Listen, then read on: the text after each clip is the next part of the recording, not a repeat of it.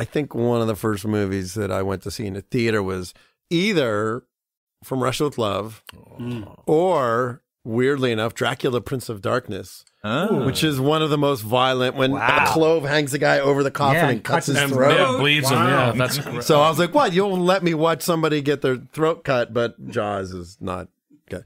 So, that's actually a pretty brutal movie to see when you're only 7. Yeah, and I was younger when Dracula, Prince of Darkness came out. I love that you looked away from the screen, but the sound when Ben Gardner's head comes out is so traumatizing anyway. You probably still would have had nightmares. It was funny because it wasn't even... It was the sound, but because I was looking to my left, all I saw in my peripheral vision was 100 heads jerk backwards at the exact same time.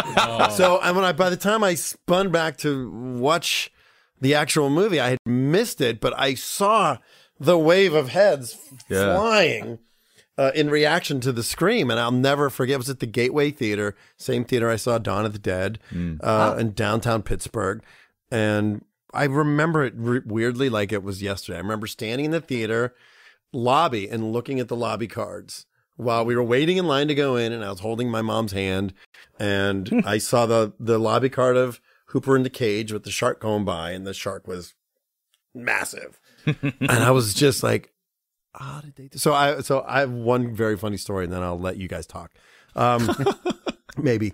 We talk on the show all the time. In 1969, my parents went to the Bahamas, and my dad took his Super 8 camera with him, and they caught a dusky shark, like a 9-foot shark. Right. And my dad filmed the whole thing. We have it still on Super 8 that we've transferred, and he's filming it, and you see the tuna go over the edge, and they're fishing, and the fin comes up, and they grab the shark, and the shark ate the tuna and got caught on the line. Right.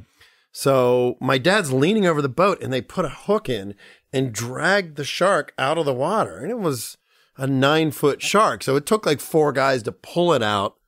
And then it's laying on the boat, and there's Super 8 footage of it coughing up the pieces of the fish. Oh, wow. And they coughed up like a whole tuna and then 2 half tunas.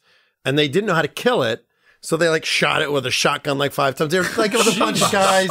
It was like the scene in Jaws. Yeah. It's a shark snuff film. So, and I still have, ironically, from 1970, when I was 7 years old, we had a fiberglass shark that hung in our basement above our couch. So, of course, when Jaws came out, I was fascinated with everything about it, but I was the only kid in Pittsburgh that had a shark in his basement. Yeah.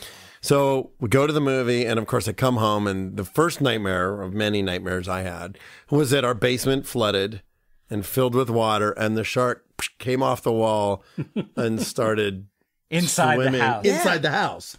I didn't realize I was writing Deep Blue Sea at the time. Right. I was going to say.